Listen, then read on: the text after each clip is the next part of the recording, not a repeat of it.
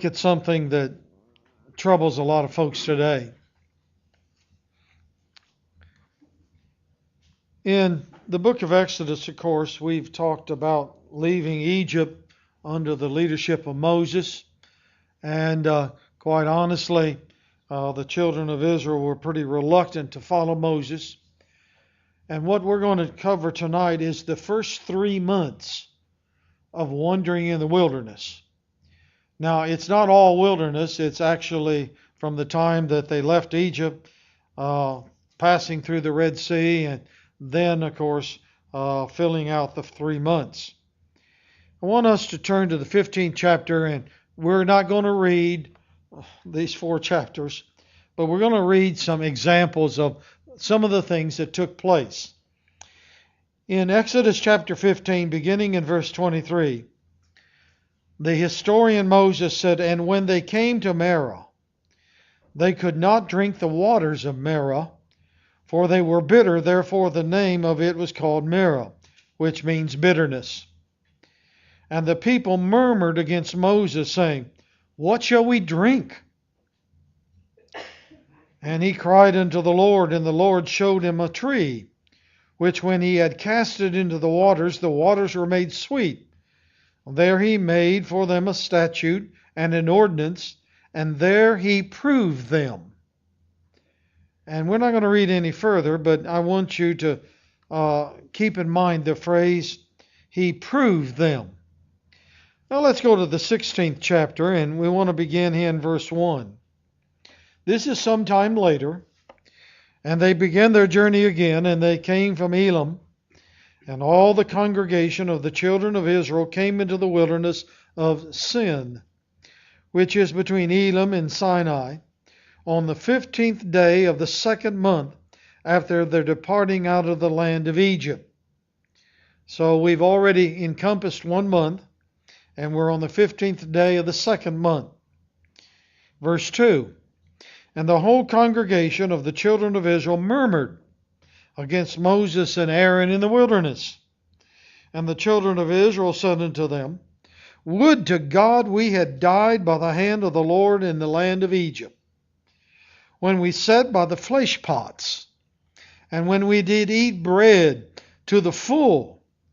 For you have brought us forth into this wilderness to kill this whole assembly with hunger." Verse 4, "Then said the Lord unto Moses, Behold, I will rain bread from heaven to you, and for the people shall go out and gather a certain rate every day, that I may prove them," there's that phrase again, "whether they will walk in my ways or not." Now in the verses that follow, we read the story of manna. I've always wondered what manna was. Sunday school teachers used to say it's like a wafer. And you know what I think of? A waffle. But I don't, that's in my distorted mind. But its description is given, but still it's difficult for us to appreciate it. And the instructions are given there. They're to go out every morning and gather it. The Lord provided it. It was like the dew of the grass, but the Lord provided it. They had to go out and gather it every morning. Except what morning? Saturday? No. On the Sabbath day. So on Friday they were to gather twice as much. What if they gathered more on Tuesday morning than they were supposed to? It rotted. And what if they didn't gather enough? No. Doesn't say that. There was only the same amount per person, and whether they gathered little or gathered much, it ended up the same amount, in the sense that anything extra spoiled. Now, God said 2 times in 2 different situations, I want to prove them.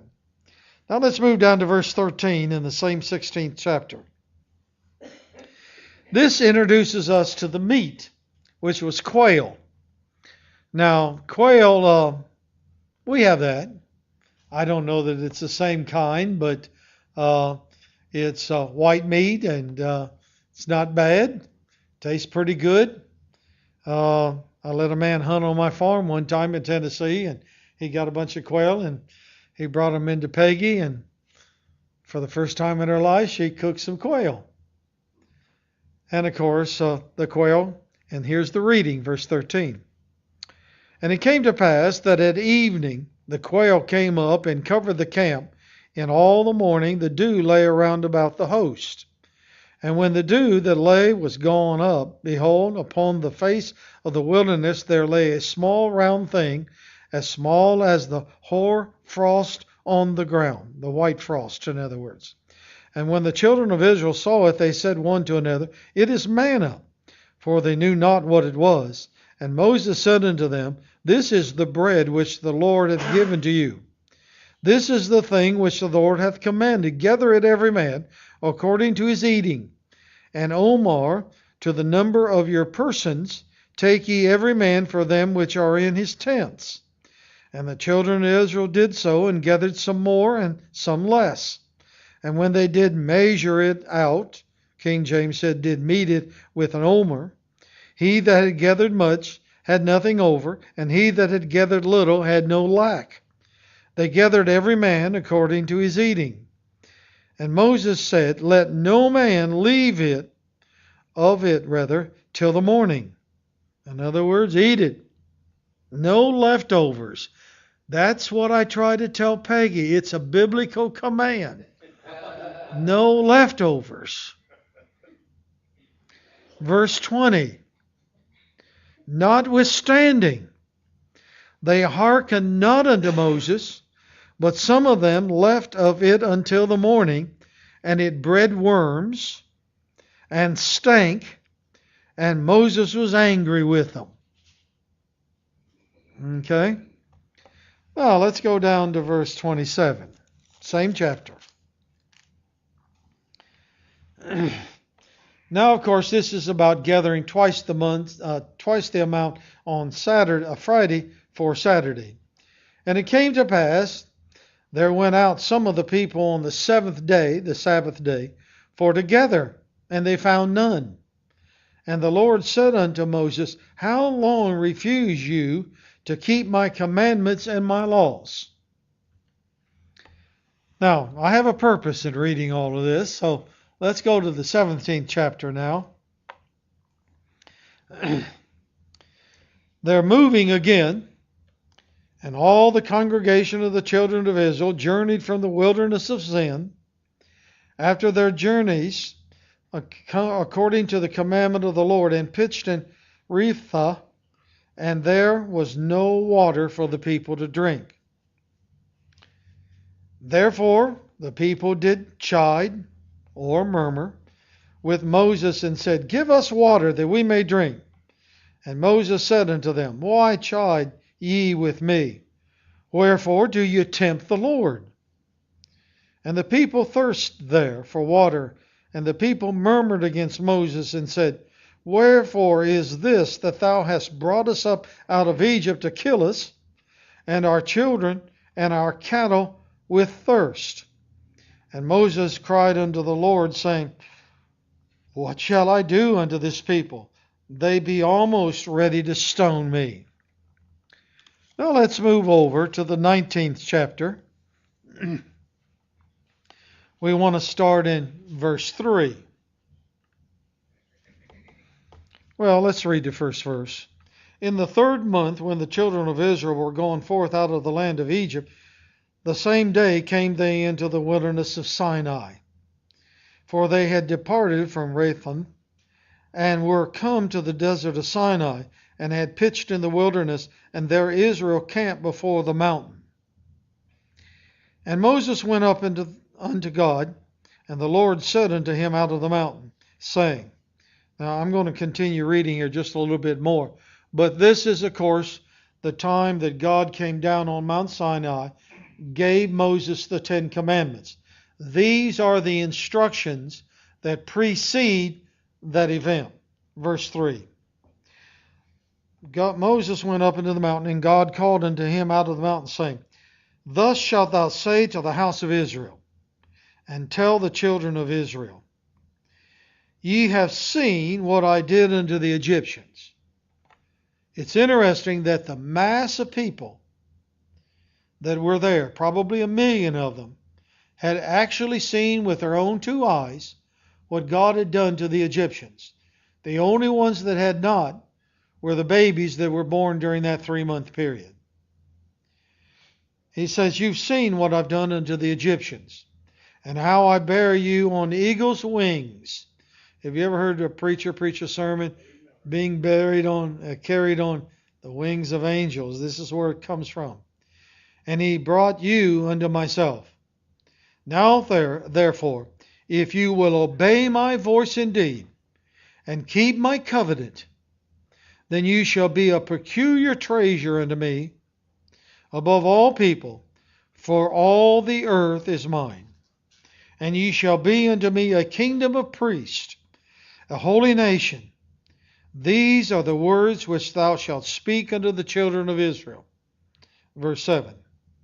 And Moses came and called for the elders of the people, and laid before their faces all these words which the Lord commanded him. One more verse. And all the people answered together and said, All that the Lord hath spoken we will do. And Moses returned the words of the people unto the Lord. Okay, with all of that reading in your mind, let's leave Exodus for a moment. One of the things that probably everybody in this room at one time, or at least perhaps have heard somebody else explain it, they wonder why in the world don't more people today worship God and believe in Him. And you hear it here all the time. What's happening? And oftentimes people have said, in ancient times as well as modern times, if God would demonstrate today His power, people would believe in Him. Right? You know, I've heard people say in a Bible class in congregation where I was preaching, you know, I don't understand why God doesn't allow miracles to be performed today, and that way more people would believe. In other words, the presumption that they're making is this: if God would demonstrate who He is, what His power is, His power over nature, His power over the world, then people would see it, they would believe it, and more people would be followers of Christ and believers in God. In the New Testament, there's a story that we've used many times. It's in the book of Luke, where Jesus told about the rich man and Lazarus. You know the story. And in hell, the rich man lifted up his eyes, and the scripture says he was in torment. And he looked over this great chasm where Father Abraham was, and he said, you know, I want a drop of water, and we've been through that. But he had a second request. Remember that second request? He said, I want you to send Lazarus back from the dead, back to the earth, to tell my 5 brothers, don't come here. You remember that? But do you remember the answer that Abraham gave? His answer was very clear. He said, they won't believe if Lazarus comes back from the dead. We can send him back there, or he could go back. Not that we could send him, but he could go back there, but they wouldn't believe Lazarus. And then he said, if they won't believe Moses and the prophets, they won't believe if some were to return from the dead. Now, you need to stop and think about that phrase for a minute. If they won't believe Moses and the prophets. Now remember, this event took place before the church was established. This was long before Jesus' crucifixion, His death, and so forth. So when Abraham here spoke, when he said Moses and the prophets, he's talking about the Old Testament scriptures. Moses wrote what, Nathan? Genesis, Exodus, Leviticus, Numbers, Deuteronomy, Pentateuch, Torah. There are only a few misguided people in the whole wide world that do not acknowledge that. Moses is the author of this. And the reason they say that and agree with that is because Jesus quoted from those 5 books and gave the credit to Moses. So if you believe in Christ, then you readily accept the fact Moses wrote what we're just reading here. Now, he didn't write it in first person, obviously, but Moses is the author. The prophets are those in the Old Testament.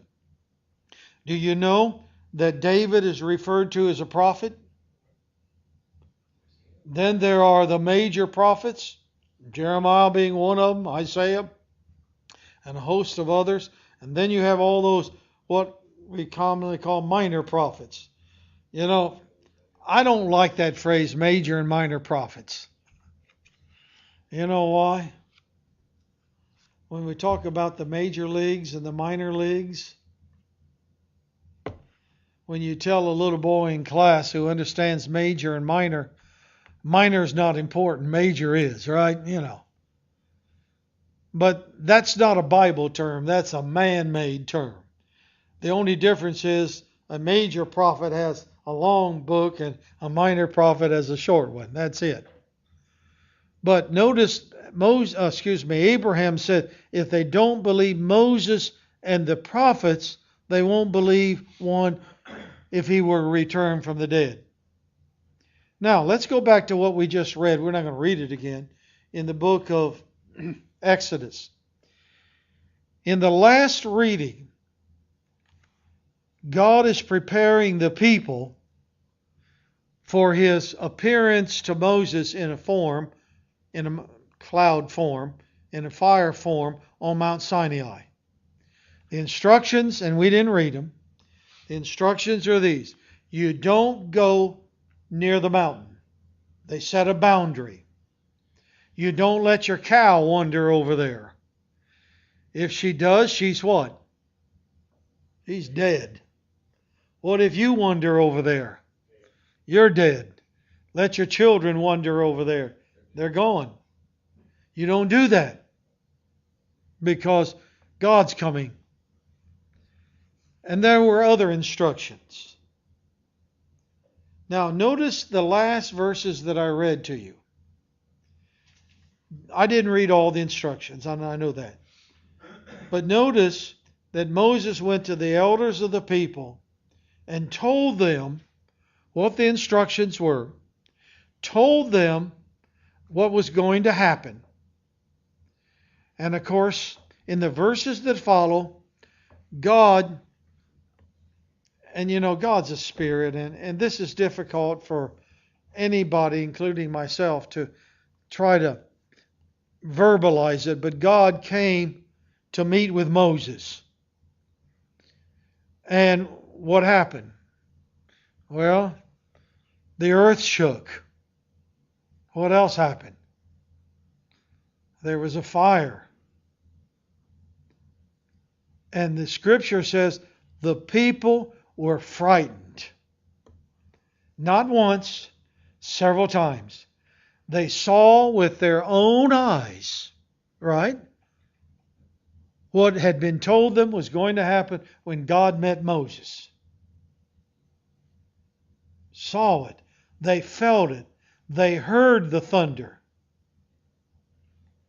Moses was up there receiving the commandments. While all of that was transpiring, what were they doing down below? They were forcing Aaron to build a golden calf. Forcing him? Well, bullying him into it. Are you sure? Aaron was kind of wimpy. He just kind of backed down. Well, whether that's a correct interpretation or not, I don't know.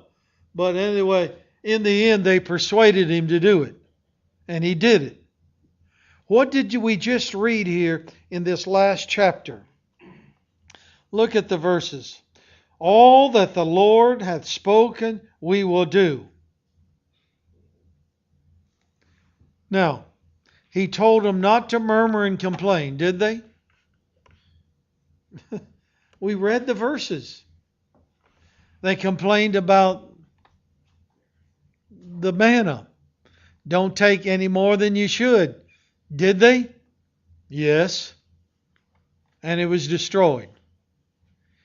Did God demonstrate? Now, the point I want to make is this. Did God demonstrate His power to these folks?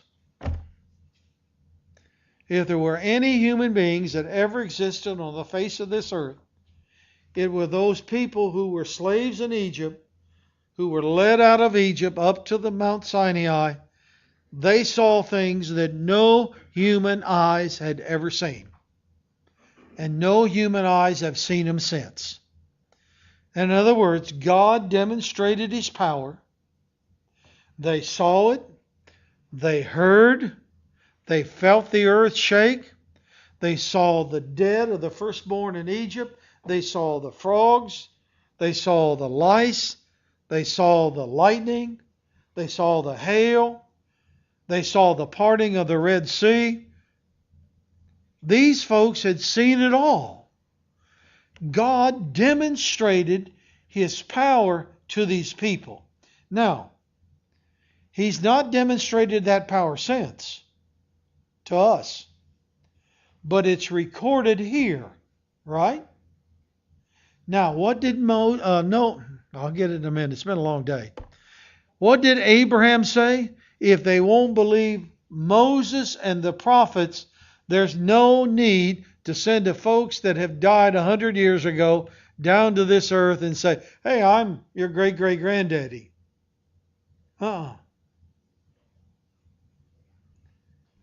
What is the Lord doing with the Scriptures? He's using the Scriptures, the Old Testament, to show to us His power. I get really upset when people come to me and others say, you don't believe in the Old Testament, do you? Well, that's a loaded question. Of course we believe in the Old Testament because it is our schoolmaster. It is our teacher. It's like somebody is trying to show you how to do some mechanical work. You know, if I needed to know how to do something, I go back there to Jerry and I say, I'm coming down to your house tomorrow night. I want you to show me how you put so-and-so together. He comes my teacher. And if he says, Vin, don't cross these two wires. You know, just to spite Jerry, I cross them. Okay?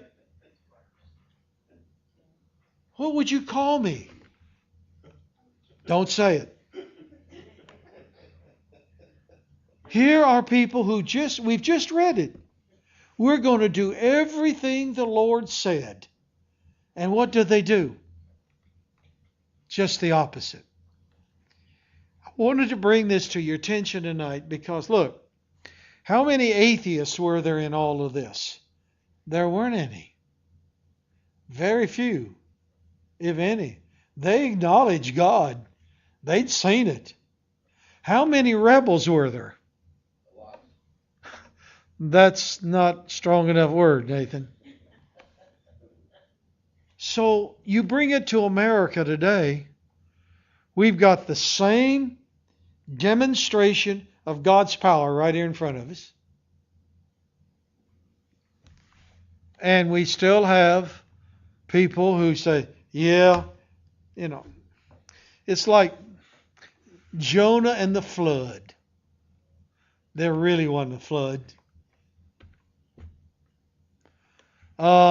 Really, you know, Elijah wasn't carried up in a whirlwind. That's just what somebody imagined or hoped. God has demonstrated His power in the Old Testament, and even in the New Testament.